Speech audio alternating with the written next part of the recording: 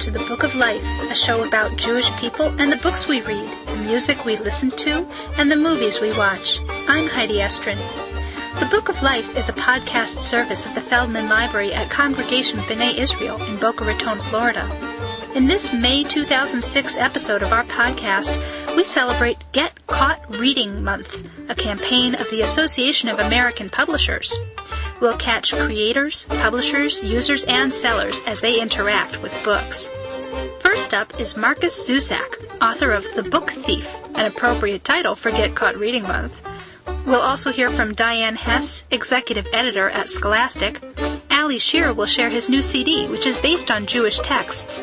And finally, we'll talk with Mitchell Kaplan, owner of Books and Books and president of the American Booksellers Association. This month, we'll also debut our literary guessing game, Jews Clues. See if you can guess the answer. Australian author Marcus Zusak has made a splash in the United States with The Book Thief, published by Knopf in March of this year. It's an intense book, but difficult to describe. As the publisher says, it's just a small story, really, about, among other things, a girl, some words, an accordionist, some fanatical Germans, a Jewish fist fighter, and quite a lot of thievery. Most importantly, it's a story about the power of books and words. We spoke to Marcus by phone during his recent book tour of the United States. Marcus, what inspired you to write the story of The Book Thief? Well, I can still see myself being 12, 13 years old and listening to stories in the kitchen that my mum and dad told me. One story in particular, my mum growing up in Germany, she did see people get marched to concentration camps and an old man couldn't keep up. And a teenage boy came out and gave him a piece of bread, and both the man and the boy were whipped. One for taking the bread and one for giving it. And I just heard a lot of stories like that. On the one hand, in that story, you've got true beauty, the boy giving him the bread. But on the other hand, then you've got the soldier coming along and ripping it away. And so I thought, one day I'm going to write a book about this. Why a thief and why of books? In that time, words were really important. Hitler used words to destroy people's worlds. So the book really is about the power of words to make worlds. On one hand, you've got Hitler destroying people with words, and on the other, you've got Liesl stealing the words back and rewriting her own story. What were the challenges in bringing this story to life? The biggest challenge was getting the voice right. Initially, it just wasn't working. I went to first person, third person, and then I just kept coming back to this idea of using death as the narrator of the book. Once I had the irony of death being afraid of humans, then I realized I had what I needed. Every year, so many books related to the Holocaust are published, including a lot of fiction. Mm-hmm. Why do you think that is? What fascinates us about this era? Because the times were so extreme, what we find ourselves doing is rummaging through that to try to find the gems, to try to find the beautiful stories that came out of it. I did see another author get interviewed about this topic, and someone said to him, do we really need another book about the Holocaust? Now, I was so enraged because I thought, well, yes, we do. Because, how can we dare ever forget it?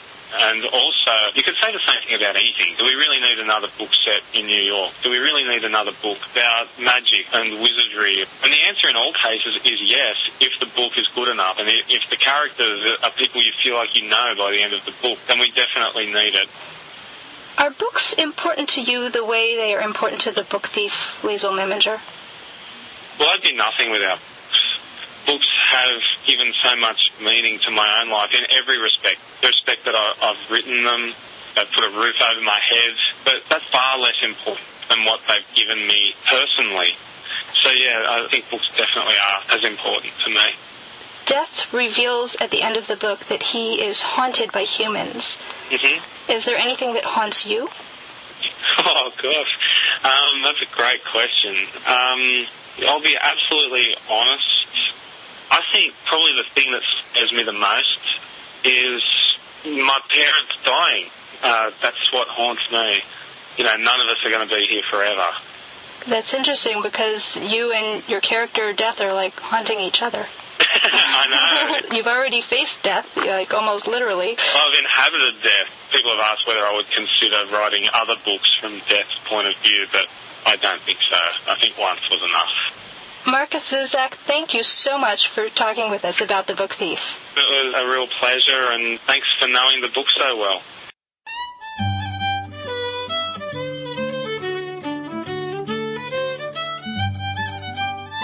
It's time to play Jew's Clues, the literary guessing game. I'm going to give you 3 clues, and you guess what book I'm describing. Ready to play? Your first clue is setting. This book takes place in contemporary Israel. Your second clue is character. This book features an ensemble cast instead of a single protagonist, each narrating their own part of the story. Your third and final clue is a quote, in which the speaker is referring to the interrelatedness of all the characters, whether they like each other or not. He says, "Like a tangled string, when you pull it, it gets tighter." The answer will be revealed later in the show. Scholastic Press publishes the American edition of the Harry Potter books, plus well-known series like Goosebumps and The Magic School Bus, and picture books like Clifford the Big Red Dog. Diane Hess is an executive editor at Scholastic, and she is responsible for many of their Jewish titles. We spoke to Diane in her office, high above Broadway in Manhattan, New York. What place does Jewish literature have within the larger world of children's literature? We live in America, and America is a real patchwork of cultures. Many years ago, I did a book called From Sea to Shining Sea. It was American history told through folklore and folk tales. And the book really showed me what America is made of. And the fiber of America is really people from all over the world, so that all of our stories are really American. What are some of the Jewish titles Scholastic has published that we should know about? I have to say that everybody should know about Eric Kimmel's books. Eric Kimmel is one of the foremost Jewish writers. We recently published a book called Wonders and Miracles, which is a Passover companion and is illustrated with 3,000 years of Jewish art, a lot of medieval art, art from ancient Egypt. It's an amazing, amazing book. It was a National Jewish Book Award winner. Fran Minushkin is another Jewish author who I think is really important. One of the books I did with her was Miriam's Cup, the story of Moses told through the eyes of Miriam, his sister. It's a beautiful story, and it also tells about the tradition of having a cup for Miriam next to Elijah's cup. That was just such an incredible learning experience for me. And also, it was how I met Debbie Friedman, who's been a significant friend in my life, whose song we used on the back of the book. But actually, that was something that really pushed me more into doing Jewish books. It became very accessible to me through Debbie's music. I have a new writer named Sylvie Weil, who's from France. She writes a lot of adult books, but in her first foray into children's books, she won the equivalent of the French Newbery Award called the Prix Sorcier for My Guardian Angel. It's a really beautiful book about Rashi's granddaughter. We also published a book by Anne Isaacs called Torn Thread that was based on her mother-in-law's story in the Holocaust, about how her mother-in-law saved her life and her sister's life by becoming friends with a Nazi commandant. There are Jewish publishing houses out there, so why does a non-religious mainstream publisher like Scholastic create religious books at all? I happen to be passionate about Jewish books because I grew up in a family where my father's a Holocaust survivor, and I just have such a passion. I actually have to control myself because we're not a Jewish publisher. There is a market for them, but it isn't our biggest market. But I actually try to choose books with very universal messages in them. What do you love about working in the publishing industry? It's really exciting to make books. And we're very fortunate at Scholastic because we have access to any artist or author that we want to. And in a way, an editor becomes like a painter where your medium is authors and artists. But I think the real bottom line, and I think the real reason that I do this, is when I do a book like Eric Kimmel's books, or I do a book like John Youth's or Sylvie's, there are messages in the books. There are thoughts and feelings about being human. I'm a big believer in Tikkun Olam, and I feel like with Glenn. But I feel like this is what I give back to the world, in a way just healing the world and giving people and kids in the next generation a way to make the world a better place. Diane Hess, thanks so much for speaking with us. Thank you. It's been a pleasure. Thank you so much. Yeah, man, so when I told him I was going to make a Jewish CD, no acoustic guitars, no folk music, some hip-hop, some rock and roll. Ali Shear is the youth director at Congregation B'nai Israel in Boca Raton, and he has been involved in the Jewish music scene for many years. His new album, Shear, combines a hip-hop flavor with messages from Jewish texts and ancient teachings. We spoke to him in the library at Congregation B'nai Israel. Ali, the name of your album is Shear. Would you explain the double meaning of this title? Shear is my last name. Shear is also Hebrew for song. There's a sort of confluence there. My wife is a cantor. It seemed to make sense when we got married. I had been Spitalnik and she had been Berkelhammer. So we looked for a new Hebrew name and we picked Shear. What kind of music should listeners expect to encounter on this album? I'm hoping that this is a groundbreaking album. It's primarily hip-hop. It's got some rock and roll. It's got a sort of a big band kind of a swing tune. It's got one or two ballads as well. But I tried to make 21st century Jewish music. Tried to make music with profoundly important lyrics. All of my songs are rooted in Jewish experience or Torah text. Every one of them is linked to a curriculum, and there are lesson plans that use rap and rock videos to teach Jewish values. Most Jewish artists are primarily folk artists, and that's not what the young generation is listening to. So I tried to make something with a 21st century beat. Who are your musical influences? There are a lot of them. Because they go way back, my involvement with music predates the hip-hop era considerably. One of my big heroes is Remedy. One of my new heroes is Mitzvah Yahoo. I really like his music. I've always been fond of mainstream Jewish music, of Debbie and Craig and Jeff and Dan, and especially Sam Glazer, with whom I collaborated on a song on my album, Doug Kotler, and so many others that are wonderful artists and good friends. You mentioned the connection between your lyrics and Torah texts. Can you talk about that? The idea of my album essentially is that it's not just a CD that stands alone, it's an educational effort. So every song has a theme. I think probably thematically the most important song is a song called 10 Generations, which has a new midrash, a new rubric for teaching the Torah. The song gets you from the beginning to the end of the Torah in 4.5 minutes, which is a mean trick. There are songs about terror in Israel, crying for Zion, or hidden blessings, which is a concept I'm very fond of. The idea was to make an educational project that was musically based. What would you say is the relationship between your role as a musician and your role as a Jewish educator? They're basically one and the same. I think I came to the music because I saw that it was a creative, inventive tool that I had some affinity for. I'm particularly excited. I've been booked to do 2 concerts and 2 workshops at the upcoming Cage convention, and we're in negotiations now to try and do a concert together with Mitzvah Yahoo and Remedy. Remedy is a member of the Wu-Tang Clan and one of my real favorites, and we're hoping to book the Bank Atlantic Center and have the biggest Jewish concert for youth that's ever been in the history of South Florida. Ali Shear, thanks so much for talking with us. It's my pleasure. I'm glad you had me. Thanks. 10 generations from Adam to Noah, from the gods to the flood. 10 generations from Adam to Noah, 10 generations in the Torah.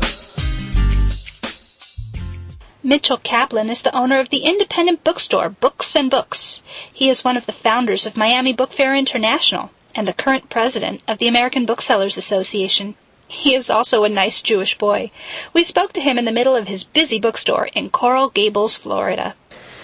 Mitchell, how did your store Books and Books get started? It got started about 25 years ago in 1982, and I was teaching high school. The whole time I was doing that, I was pointing toward a bookstore. A little place came available and just went for it. I said to myself at that time, if I could make as much as I was making as a teacher, as a bookseller, I would stop teaching. Fortunately, I was making so little as a teacher that it didn't take much. And that was in 1982. So next year will be our 25th anniversary. Mazel tov. Thank you. Why is it important for us to support independent bookstores like Books and Books? There are probably over 150,000 books published each year. Now, no one bookstore can carry all of them. And I think it's a little unfair as the world of mass merchandisers has supplanted independent retailers. I think that it limits our choice. Now, if you're talking about toothpaste, maybe that's not such a bad idea, maybe it is. But when you're talking about books, then you get into all kinds of issues of, access to expression, the variety of First Amendment issues. I think what independent bookstores bring to the table is they bring a place which is unique to its own community. It's of the community. It's usually owned by people in the community. It staffs people who are from the community. And typically, it gives back to the community in large ways. And when these kinds of community institutions are gone, I think communities lose something very, very essential. The question that always comes up is, well, if I can get it cheaper somewhere else, why not go somewhere else? There are two answers to that. First of all, except for a very thin slice of bestsellers, pricing is not an issue. The big chains don't really discount that much compared to us. Second, value doesn't only mean cheap prices. Value means what an organization or an entity brings to the community. You are the founder of Miami Book Fair International, which is a major literary event here in South Florida. What was the impetus to begin a book fair and to go beyond the walls of your bookstore? Yeah, well, I think, first of all, I wasn't the founder. There were a group of us. The problem we had is that Miami wasn't quite yet on the literary map. The very first year we started, I remember all the publishers were simply really wanting to send us books about the latest cure for arthritis. And that shifted very quickly as soon as we had the overflow crowds for all these great authors. And it helped bring Miami out of the depths. In 1980, Miami was at its absolute rock bottom.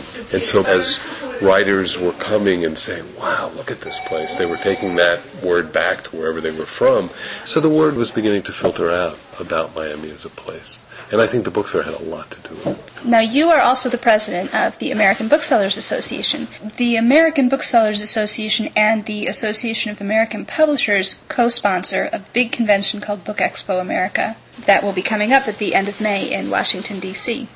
What happens at this convention?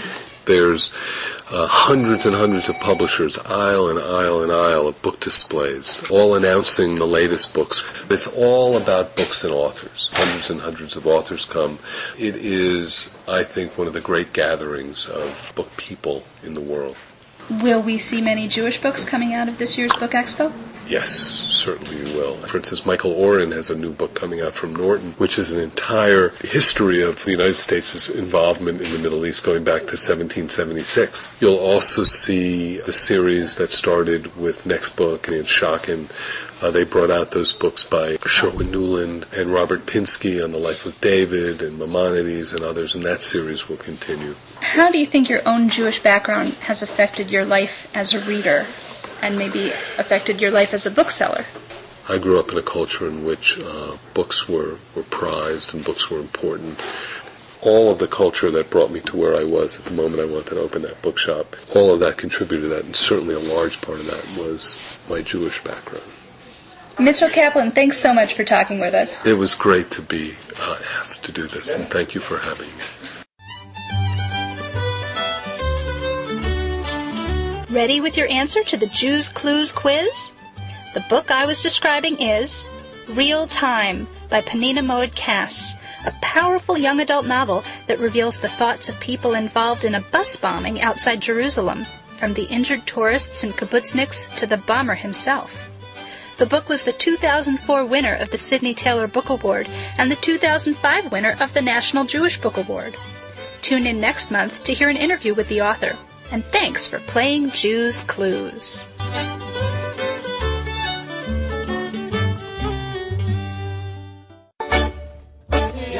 If you'd like to share a page from your own book of life, or to express your opinion on our show about a particular book, CD, or video owned by the Feldman Library, email me, Heidi Estrin, at heidi@cbiboca.org. That's HEIDI@cbiboca.org. Our background music is provided by the Freylock Makers Klezmer String Band from Sacramento, California. whose CDs feature upbeat music from the Ashkenazic and Sephardic traditions with Brazilian, Gypsy, and Celtic influences. Borrow their CDs at the Feldman Library or buy your own copies at freilachmakers.com. To download episodes of the Book of Life podcast, visit us on the web at jewishbooks.blogspot.com. That's jewishbooks, one word, .blogspot.com. Links to the books and CDs mentioned in the show are available on this website. Thanks for listening, everybody, and happy reading!